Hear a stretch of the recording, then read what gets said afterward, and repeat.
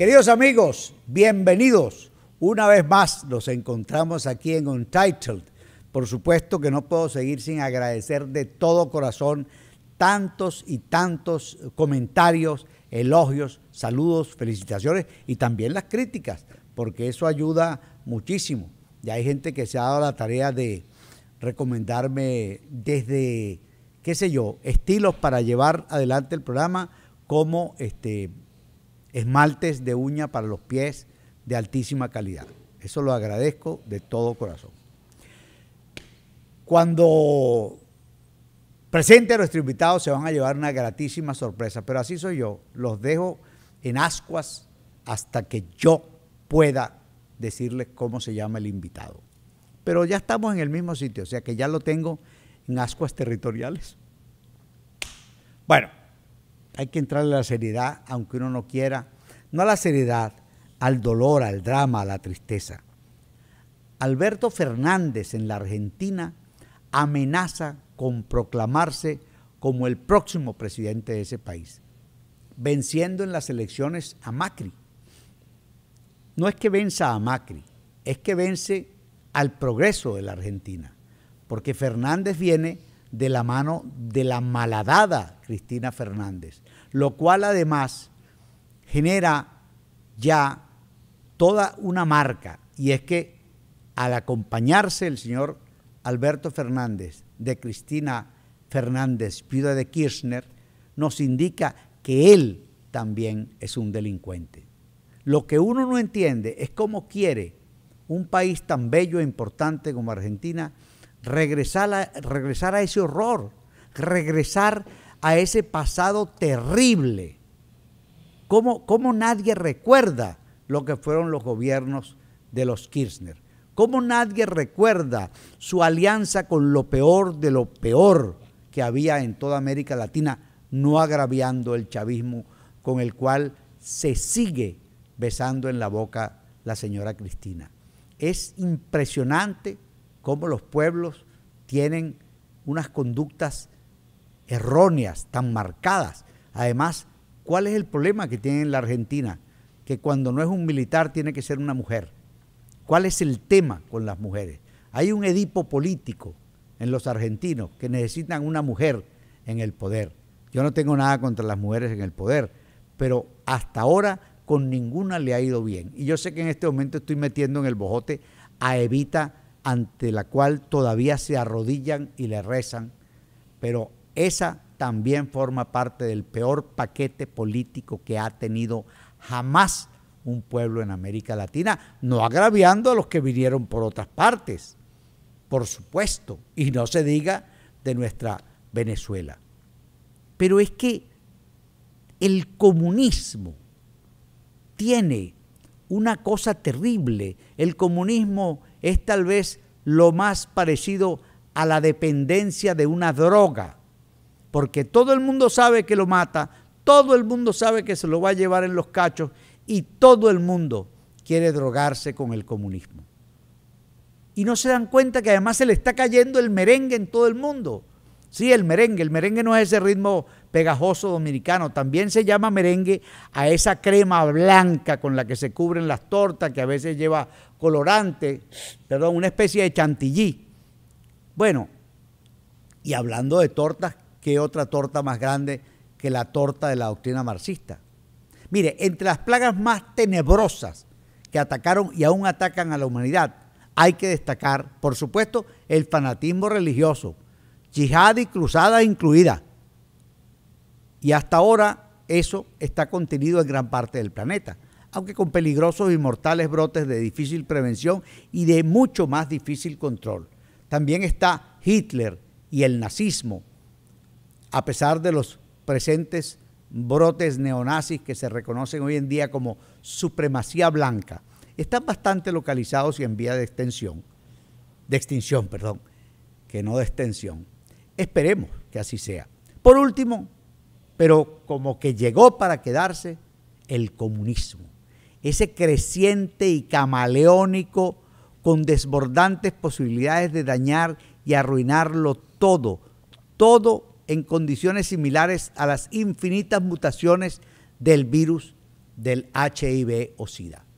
Claro, para el SIDA cada día conocemos más y mejores retrovirales, hasta el punto de que un seropositivo hoy en día puede tener una alta calidad de vida, aunque tenga en su cuerpo el virus, pero que no va a reproducirse jamás, cero posibilidades de crecer o atacar de nuevo allí. El comunismo, en cambio, se ha mimetizado en infinitas formas y fórmulas, multiplicándose por millones los caminos de los cuales se vale para atacar una sociedad sana. Y decimos sana porque las enfermas, bueno, si acaso no las enfermaron ellos mismos, esas sociedades no cuentan, porque no cuentan con los mismos elementos de defensa. Esas están destinadas a caer con poco esfuerzo en las garras de ese monstruo demoledor de paz y progreso que se llama comunismo. Comunismo o cualquiera de sus mutaciones, socialismo, centroizquierda, izquierda democrática, socialismo del siglo XXI, neocomunismo o el recién incubado chavismo democrático. La misma pus, la misma lava come futuro. Los pilares de esta mortal infección social, curiosamente, la generan los países apenas comienzan a mostrar síntomas de corrupción, incumplimientos varios para con sus gobernados, cuando le incumplen en áreas como educación, salud, seguridad, tanto jurídica como personal, porque ya la política perdió su noble significado para convertirse en el arte del engaño. Engaño consciente y sostenido, donde la obtención del poder y el sostenimiento del mismo justifican toda clase de tropelías y fechorías. El descuido de los más necesitados, ese es el gran abono para su reproducción infinita. Crecen y se multiplican en gran número a una velocidad inusitada. Pero los gobiernos víctimas o infectados, lejos de atacar la base del problema, juegan con su volumen, convirtiéndolos en fuerza motriz de sus victorias electorales, basadas en el crecimiento de estas clases cada vez más depauperadas y en total dependencia de la dádiva paliativa y reiterada, dádiva que aumenta en generosidad al acercarse los periodos electorales, para luego devolverlos a su miserable día a día, para que mientras se disminuye su esperanza, vean la nueva próxima electorera como un nuevo amanecer, una promesa de futuro, una luz al final del túnel, un camino hacia la emancipación, porque es muy importante mantener en ellos, mantener viva la llama y la promesa de que hay un camino. En tales condiciones de desaliento y confusión, la larva del comunismo inocula su doctrina, siembra sus huevos, enarbola sus mesías, caen en medio de la realidad política de sus víctimas como llegados del cielo. Vienen llenos de promesas, de denuncias, que desnudan la trama limosnera de muchas derechas y les hacen ver y sentir a la gente que ellos sí los ven, que ellos sí los reconocen, que sí saben de su pobreza y su hambre. Les hacen sentir que los escucharon y que por eso han venido en su ayuda. Póngale esa promesa enfrente a quien nada tiene, que ya está cansado de esperar, que ya está convencido de que nada tendrá. Y pregúntese, ¿cuánto tiene ese ser que perder si esta vez le abre la puerta a ese nuevo sesgo político, a este prometedor Mesías que sabe y dice saber cómo se deben hacer las cosas a fin de que el bienestar los arrope a todos? A un pueblo huérfano de lo más mínimo y hundido en la hambruna, la cartilla comunista le sabe a gloria. ¿Por qué? Porque todo lo que dicen es verdad, lo cual no significa que ellos lo vayan a resolver, pero todo lo que señalan es su historia diaria de supervivencia.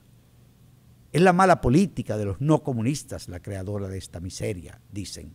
Y los gobernantes lo saben, pero aún así siguen girando contra esa cuenta, creyendo que tienen infinitos fondos de paciencia y que nunca les va a rebotar un pago. Y lo más desesperante es que al manifestarse las primeras fiebres del virus, muy poco pueden hacer ya para detener su devastador y furioso avance.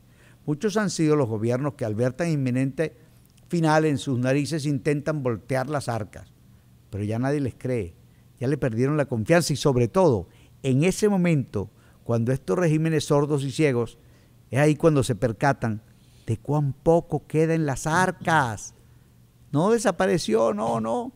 Es solo que fue a parar a sus bolsillos. Está en Andorra, en las Baleares, en las Islas Caimán, en los bancos del Vaticano.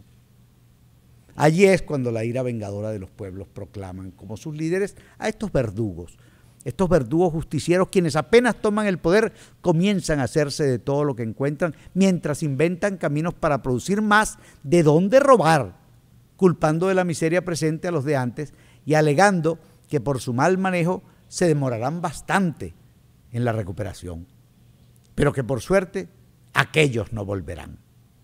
Es en ese punto donde comienza el tratamiento del rencor, hasta convencerlos de que si no le llega comida o medicinas, se consuelen pensando que ahora a ellos, a los de antes, tampoco les llega.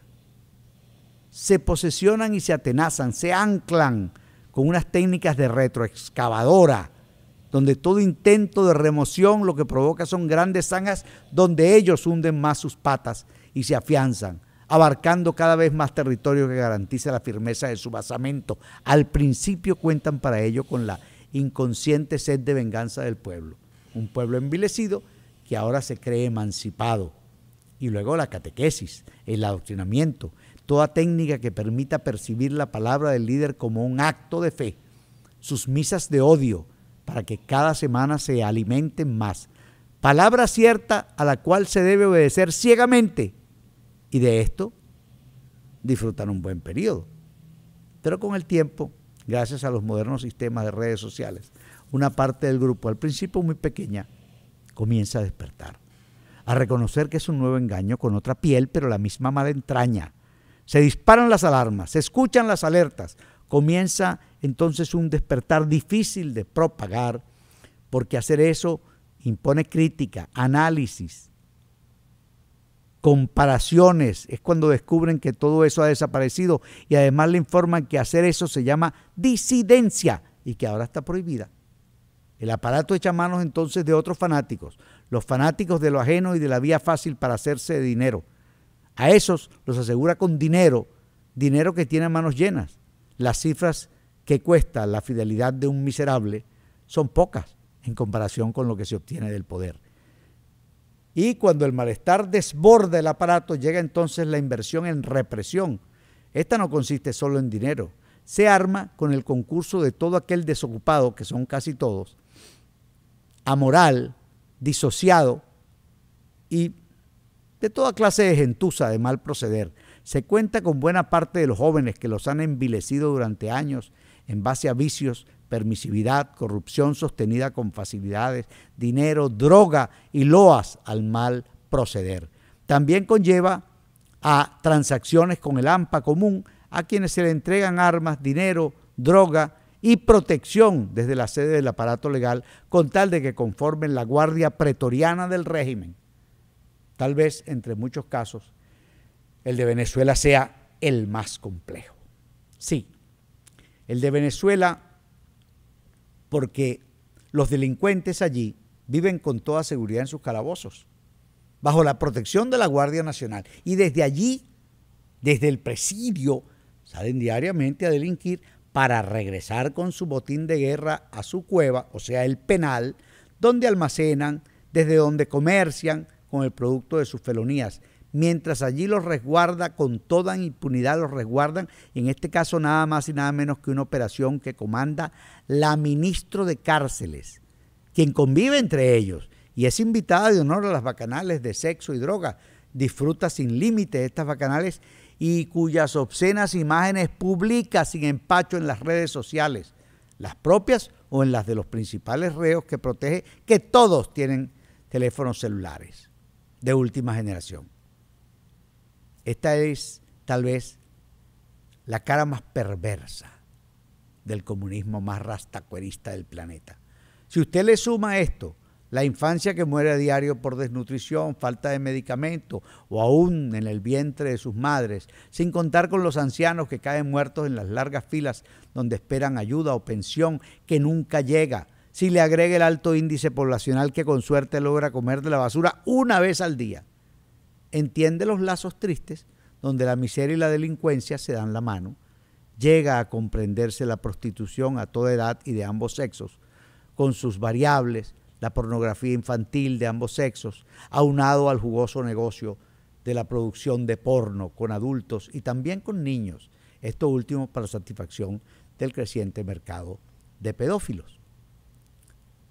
La base de esta productiva rama es, por supuesto, la producción, distribución y tráfico de droga manejado desde el Poder Legislativo por el presidente de la Asamblea Nacional Constituyente y el segundo hombre al mando del país. En medio de este cuadro dantesco y a la sombra de las necesidades financieras mercantiles de nuevos consumidores se unen, ahí es donde todas las tiranías comunistas, los narcoproductores, el yihadismo islámico, el terrorismo internacional, la narcoguerrilla, la ETA, la IRA y todos los demás componentes del eje del mal se reúnen y coinciden por todo esto, y ante la perturbadora y espeluznante realidad, solo me pregunto a cada rato, y los invito con todo respeto a reflexionar, reflexionen sobre esto, de arreglarse un cese de usurpación de guante blanco, o sea, que a los malos a la vista se les deja ir con sus fortunas filibusteras en sus aviones privados, a los conocidos y las conocidas. Y nosotros nos quedamos con ese escéptico político por ellos creado. Se vota en un país hoy convertido en charca de hienas sin una previa asepsia severa que conduzca a la pesquisa, captura y exterminio de tales lacras. Y de no ser así, un liderazgo que le abre la puerta al chavismo democrático tiene la vena para comandar esta impostergable e insoslayable limpieza total. ¿O cómo creen que van a poder gobernar? ¿Será que la idea no es gobernar? ¿Será que solo quieren llegar para echar mano de la caja y reponerse de los 20 años de ausencia? Y de ser así, ¿cómo quedamos nosotros? No sé si estemos hablando de la misma futura Venezuela. Gracias.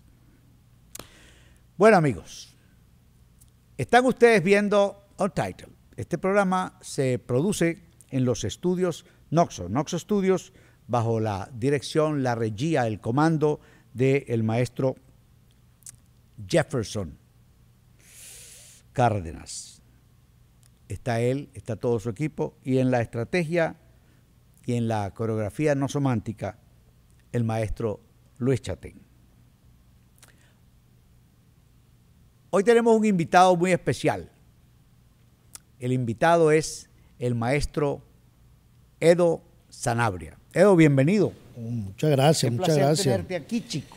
Muchas gracias, aunque tú sabes que Pedro León Zapata, al cual también te unió una amistad muy grande, decía que no le dijeran maestro, ¿no? Porque los maestros ganaban muy poco, que le dijeran general. Muy poco. Es como tú le decías a él de la buena vida.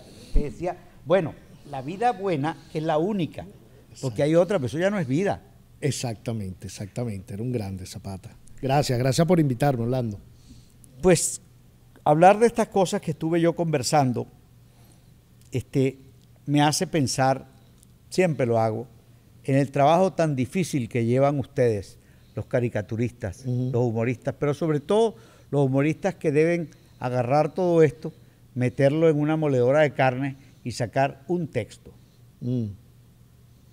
¿Cómo haces diariamente? Bueno, es difícil, cada vez se torna más difícil porque con esta situación que hemos vivido como país han cambiado los roles, porque antes, en la época democrática, por llamarla así, el humorista gráfico hacía humor con una situación, y ahora más bien el humorista gráfico tiene que ponerse más serio porque ya el humor lo hacen los políticos, entonces tienes que aprender a trabajar bajo esa premisa. Es muy difícil. A devolverle la seriedad al horror del cual ellos están riendo, ¿no? Claro, por ejemplo, un ejemplo clásico. Por ejemplo, el presidente Maduro empezó a decir palabras totalmente que no tenían sentido. Me acuerdo aquellas millones y millones, por ejemplo. Sí. Entonces la gente empezó a decir, bueno, es que el tipo es bruto y tal, que no sabe hablar. Y a mí me llamó poderosamente la atención que después él comenzó a utilizar más ese tipo de palabras, hasta el abuso. Claro. Entonces, claro, tú como humorista gráfico tienes que tratar de ver, bueno, como que este mensaje no es el que yo tengo que tratar. Claro. O sea, yo no me puedo meter con este presidente por esto, porque supuestamente es bruto o no sabe hablar. Claro. Yo tengo que desviar la atención por otras cosas más serias. Le estoy haciendo el juego a este tipo. Correcto. ¿Tú vas a Venezuela, pasas por Venezuela? Bueno, la última vez fui en el 2016, cuando todavía se podía sacar el pasaporte se podía sacar Sí. entre algunas...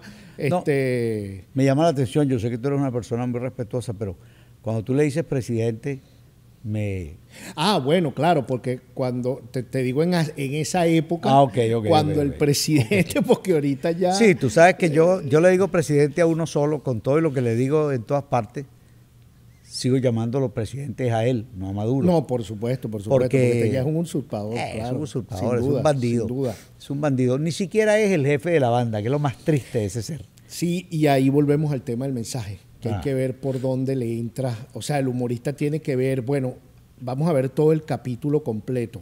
O sea, tal vez esta es una sola pieza entre muchas cosas. Sí. Entonces, bueno, eso tengo que trabajarlo yo para el mensaje que tengo que tratar de dar. Y a la vez no le puede sacar el foco a la representación, porque aunque sea el mascarón de proa, aunque sea el bufón de la corte, es quien sale, es quien habla, es quien dice, y es a quien hay que rebotarle lo que ocurre. No, sin duda. Y eso, fíjate que volvemos siempre al tema de Zapata, ¿no? Zapata nos enseñó mucho eso, a quitar lo obvio del humor, porque entonces cuando tú eres más obvio, el mensaje no llega. Claro. Y además creo que, no me acuerdo dónde fue que yo lo escuché, pero la primera idea que se te viene a la mente, deberías tratar de desecharla. Claro. Porque es como la más fácil. Claro. Entonces, eso también es un ejercicio constante donde tú dices, bueno, lo primero que se me ocurre, por ejemplo, con esta serie Gobernante, lo primero que uno se le ocurre es hacer humor desde las vísceras. Claro. Es lo normal.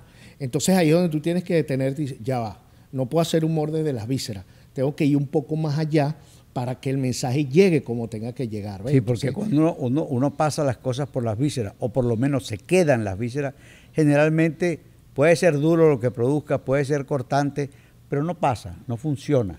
No, y es distinto si lo hablamos tú y yo. O Claro. sea, a lo mejor estamos en un café o estamos con unos amigos. Le damos con todo. Podemos decir lo que podamos decir, pero cuando tú estás y más ahorita en tema de redes sociales, tú tienes que ver el mensaje que vas a dar, porque hay gente que te sigue o hay gente que está pensando, bueno, ¿qué va a decir esta persona?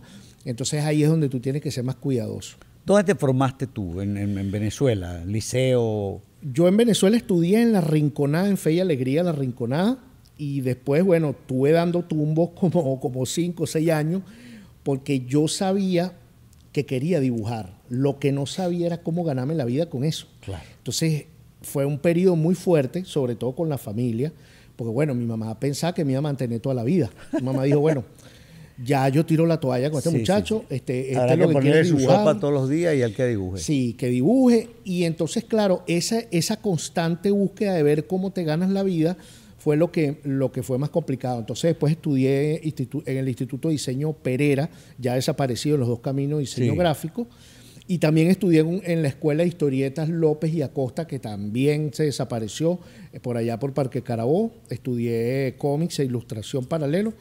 Y bueno, empecé a publicar en los periódicos. Pero además tiene después una serie de talleres y de cosas importantes fuera de... Sí, de claro, Venezuela, yo cursos, participé talleres. mucho en talleres de cómics, en exhibiciones, y más ahora que tengo ya de forma paralela la parte plástica.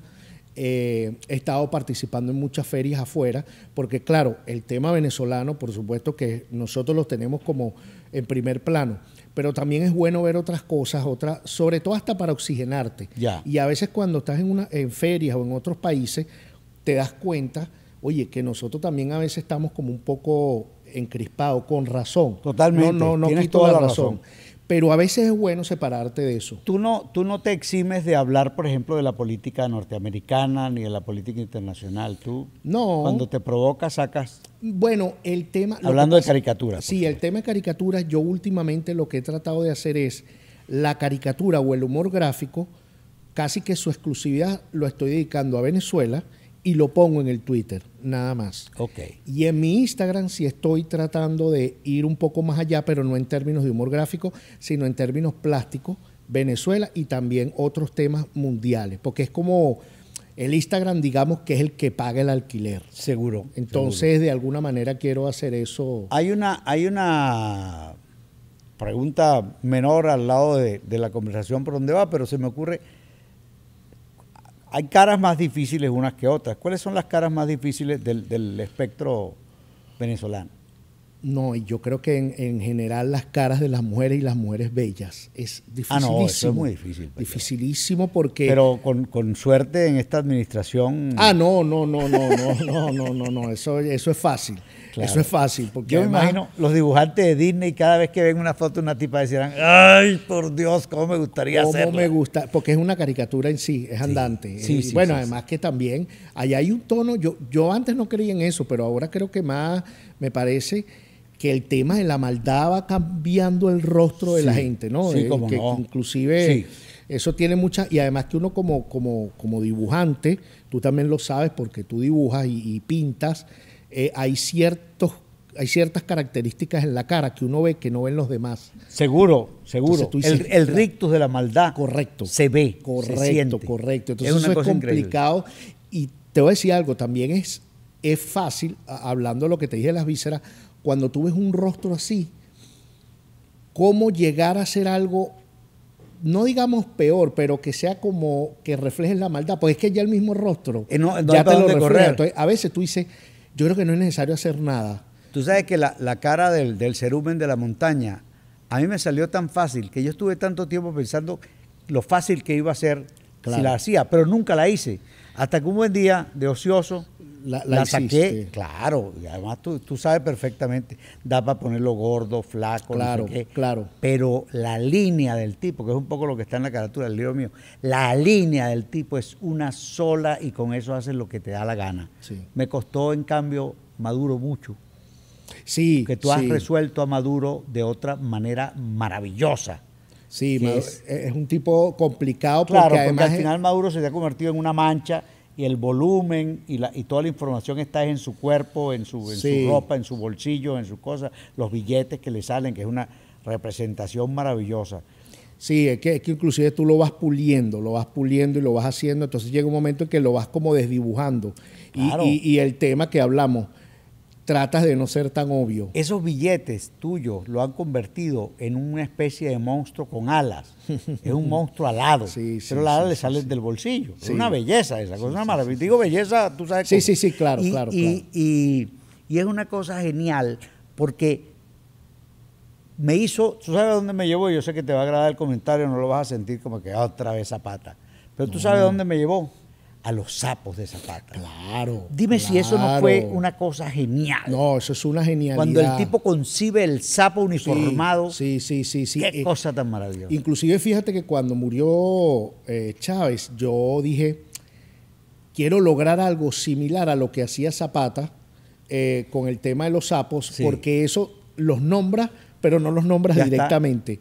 Y empecé a hacer como unos dragones, como unos monstruos con enchufes atrás, que los enchufados rojos. Claro, entonces, eso generó bastante impacto y te das cuenta que cuando tú haces un tipo súper gordo como una rata o como un dragón y los enchufes, tiene más impacto que si dibujas al político como tal. Claro, rasgos y cosas porque en caricatura. Y esa información la tiene el lector. Ya el mensaje dice, bueno, ya yo sé que este tipo es corrupto o es asesino o es lo que sea.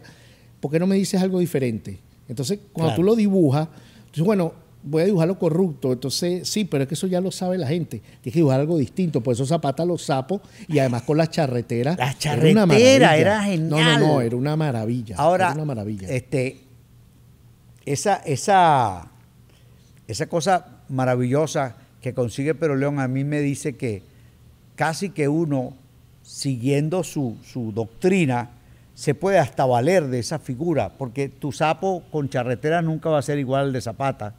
Y sería siempre un homenaje a Zapata, porque ya tú sabes que cada vez que representas un sapo con charretera, estás diciéndole a Zapata gracias por esta imagen, ¿no? Claro, inclusive fíjate que en el 2014 yo hice una exhibición, antes de venirme para acá, para Estados Unidos, una exhibición que se llamó Conductores de un País, y le puse Conductores de un País 2, y era totalmente exprofeso un Claro. homenaje a Zapata. Claro. ¿Qué pasó? Que en el 99, cuando yo vi ese mural que él hizo en la Universidad Central, en la Universidad ¿verdad? Central. Abajo de del gimnasio cubierto. Sí, a los bomberos. Eso, yo lo vi y entonces vi muchos carros, muchos anónimos, y también vi que él dibujó a Teresa de la Parra, a Reverón, a Bolívar y a Andrés Bello, nada más a 4. Y entonces yo, en el 99, yo decía, oye, ojalá Zapata pudiera hacer otro mural, una continuación De los conductores de un los país. conductores, pero con conductores más conocidos, Claro. ¿no?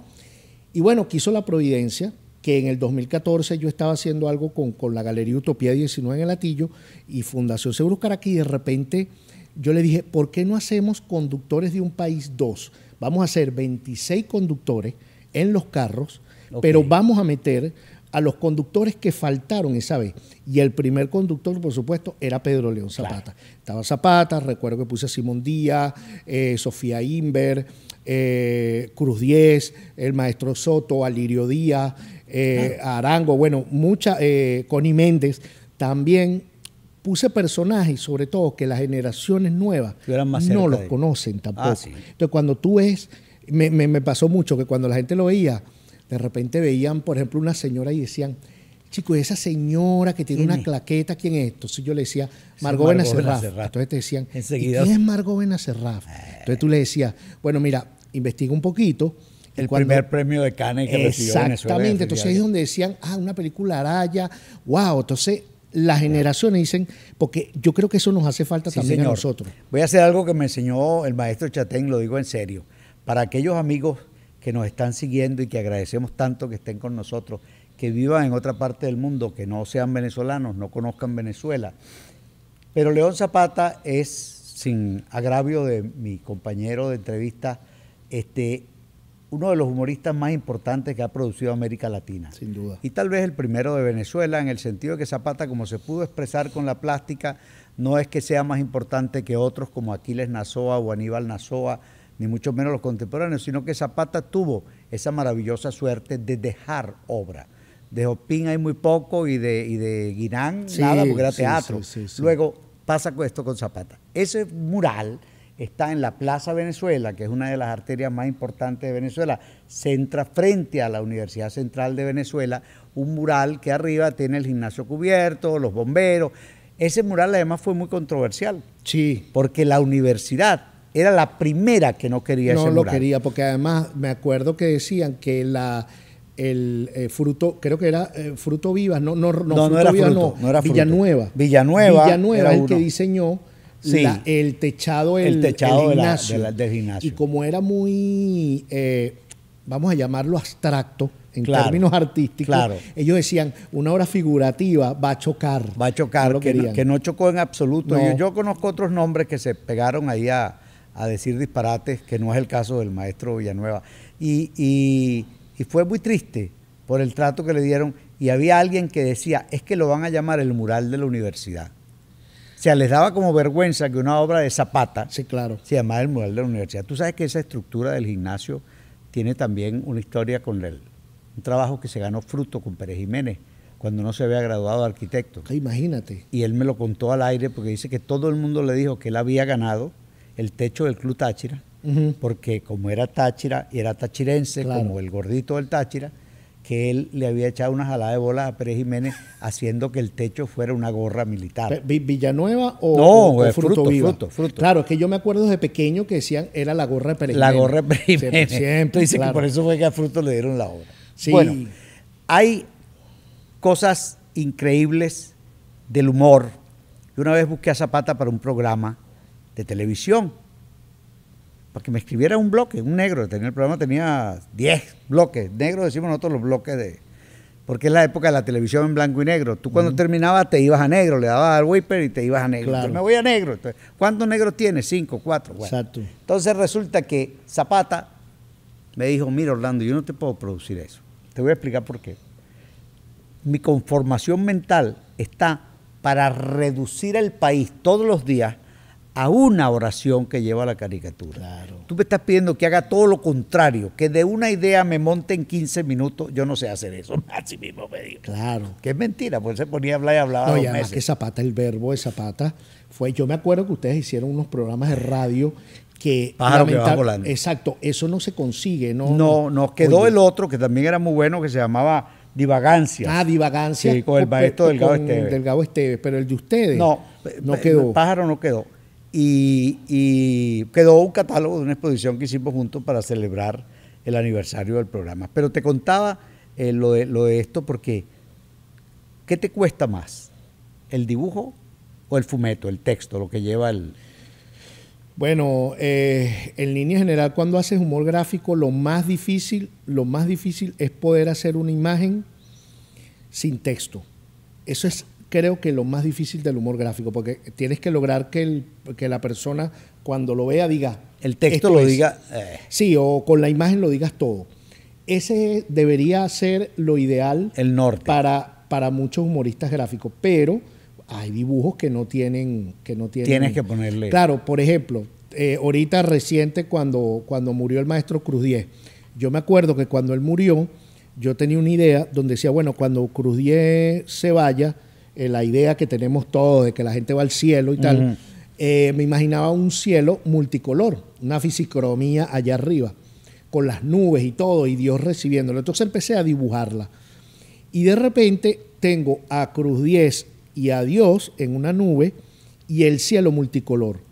Ya los tenía, pero entonces decía, hace falta algo más. Entonces a Dios lo iba a poner como diciendo algo y todavía estaba buscando el texto, estaba buscando qué decía. Entonces llega un momento en que dije, bueno, a lo mejor Dios le dice, gracias Cruz Diez por quitarme el cielo tal, o gracias Cruz Diez por el cielo multicolor, gracias por la fisicromía. Total que le estaba dando y llega un momento donde digo, pero es que ya el dibujo me está diciendo que el cielo está multicolor, ya yo lo hice. Claro. Eso ya el lector lo tiene. Claro. Entonces lo que hice fue que volteé a Dios como diciendo, llegó Cruz Diez. Entonces, listo. Claro. Ahí estaba el resumida y fue una caricatura que se hizo muy viral. Claro que sí. Claro porque que sí. Tienes el mensaje ahí mismo rapidito. O sea, lo quitaste, no fuiste tan... No Además, pusiste viste tantas cosas. La genialidad de nuestros caricaturistas y humoristas porque hubo cosas maravillosas. No, total. Y tú sabes algo que me llamó la atención con Cruz Diez, más allá de las caricaturas y todo lo que le hicieron, es la cantidad de gente que posteó fotos con el maestro. Sí, señor. Eso dice lo generoso que él era. Yo además no me hubiera imaginado que tanta gente se había podido retratar con él. Claro, y es que tú cuando ibas, yo fui con Laureano el año pasado al taller que teníamos el libro y fuimos allá, y después Carlito, su hijo, nos decía, mire, ustedes no tienen idea lo que disfruta mi papá cuando llega un venezolano toca la puerta y él le encanta. Entonces, bueno, eso decía mucho de su generosidad, porque te lo comentaba yo antes del programa, cuando tú tienes una pasión o sea, lo que tú quieres hacer, eso apenas es un 20%, el otro 80% no es solo constancia, disciplina, sino también ser humilde, ser generoso. Y eso el maestro Cruz lo tenía, pero bueno, pues. Imagínate, el maestro donde llegaba, por donde pasaba, era un camino real. Sin duda. Todo el mundo le hacía reverencia. Maestro, era una cosa impresionante. Y había, tú sabes que ese barrio donde él... Chapellín. Vivía, no, bueno, Chapellín era una maravilla. Yo espero que eso esté yo en también sus condiciones. Pero en Francia, en esa claro, zona, tú no puedes tocar las fachadas. Por eso es que su entrada es una charcutería. Claro. Y tiene facha de charcutería. Y él echaba el cuento que unas señoras fueron a reclamarle. Claro. Que ¿por qué? Que ellas entraron y decía, bueno, pero si ahí dice charcutería, yo estoy entrando aquí, lo que veo es otra cosa. ¿Cómo no? Pero tú sabes que a ese barrio, por supuesto, lo adoran. Sí. Y tú caminabas esa callecita, ¿te acuerdas que es inclinada? Tú vas hacia arriba a la esquina, hay una cafetería a la derecha. Hay 2 o 3, pero esa es la esquina. En esa cafetería hay creo que 2 o 3 mesas donde caben 2 personas escasamente, como todas las cosas europeas. Claro. Pero en esta esquina hay una mesa redonda como para 5 o 7 personas, grande. Okay. Esa mesa no se puede sentar nadie nunca jamás. No, ahí decía, reservé Maestro Cruz Diez. Wow. Ahí no sé. Entonces, claro, ¿cuál era la nota del tipo? Que todo el que entraba decía, reservada para el Maestro Cruz Diez. Y él entraba ahí, se tomaba un café y se iba. Jamás se acercó a la mesa. Claro. Pero era... No, era un tipo genial. Genial. Eso fue el año nuevo más hermoso de mi vida, fue compartir con esa familia ese diciembre. Yo siempre pongo, cuando yo sea grande, quiero ser como Cruz Por Díaz. favor. Íbamos a comer, él iba a pie a todas partes, caminaba. Entonces las primeras veces me sorprendía. ¿Qué pasa, chico? Esta vaina que no me deja caminar. Él se ponía bravo con el marcapaso, porque el marcapaso no lo dejaba ir más rápido. No, un tipo Esta vaina, chico, que no me deja caminar. Sí, de verdad que su generosidad, su temple, su carácter ayudó mucho. Y solo, fíjate que el legado que dejó. Del otro mundo. Mira, Historieta de Venezuela, de Sí. Macuro a Maduro. Sí, señor. Lo hace junto al maestro Laureano Márquez. Sí, señor. Ese es un libro que editamos el año pasado y felizmente vamos por la tercera edición. Se consigue en todas partes. Amazon Estados Unidos, Amazon España se consigue. Ok. Y estamos trabajando, bueno, ahorita se puede conseguir en Perú, en México, en Ecuador. ¿Dónde vas ahora? ¿A dónde te lleva este negocio de las giras? Hace unos meses estuve con Laureano en Europa presentándolo y si Dios quiere a finales de este año el señor Laureano vendrá para acá y haremos como una pequeña gira en algunas ciudades de Estados Unidos porque la gente lo ha pedido, pues como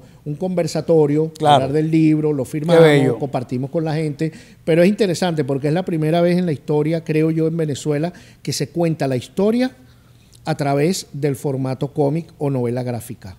Edo, muchísimas gracias Gracias por haber a ti. aceptado la invitación. Muchas De verdad, gracias. Ha sido maravilloso para mí, pero estoy seguro que la gente está tripeando con este buenísimo, encuentro contigo. buenísimo, A ustedes, buenísimo. queridos amigos, gracias por habernos permitido acompañarlos durante este rato.